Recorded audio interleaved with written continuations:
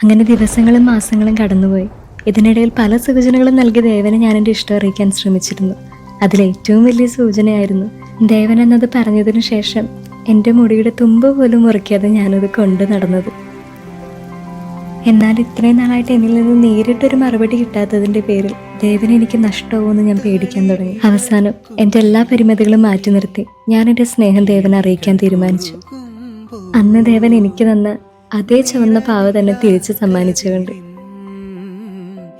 ഇത് ഇങ്ങനൊരു ചുവന്ന പാവ മീരയുടെ വീട്ടിൽ കണ്ടെന്ന് അനു പറഞ്ഞില്ലായിരുന്നു. മുഴുവൻ വായിച്ചിട്ട് വിളിക്കാം.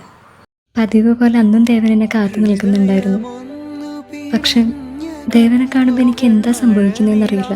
ചിരിക്കാൻ പറ്റുന്നില്ല.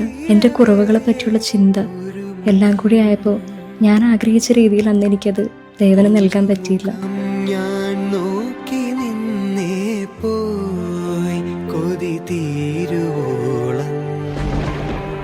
എൻ്റെ സ്നേഹം അറിയിക്കാൻ പോയിട്ട് ദേവനോട് എനിക്ക് വെറുപ്പാണെന്ന് പോലും എൻ്റെ പ്രവൃത്തി കണ്ടപ്പോൾ ദേവനെന്ന് തോന്നിക്കാണും. അന്ന് രാത്രി എനിക്ക് ഉറങ്ങാൻ കഴിഞ്ഞില്ല. എങ്ങനെയെങ്കിലും പിറ്റേന്ന് വൈകുന്നേരം ആവാൻ ഞാൻ കാത്തിരുന്നു. പക്ഷെ ആ വഴിയിലെങ്ങും ദേവനുണ്ടായിരുന്നില്ല. ഇത്ര മാസങ്ങൾക്കുള്ളിൽ ആദ്യമായിട്ടാണ് ദേവനെ കാണാതെ ഞാൻ തിരിച്ചു പോകുന്നത്. സങ്കടം എന്തെന്ന് അറിയിക്കാതെയാണ് എൻ്റെ അച്ഛനെന്നെ ഇതുവരെ വളർത്തിക്കൊണ്ടുവന്നത്. എന്നിട്ട് അന്ന് രാത്രി ഒത്തിരി വേദനിച്ചിട്ടാണെങ്കിലും ദേവനെ എനിക്ക് വിധിച്ചിട്ടില്ല എന്ന യാഥാർത്ഥ്യം ഞാൻ പതിയെ ഉൾക്കൊള്ളാൻ ശ്രമിച്ചു.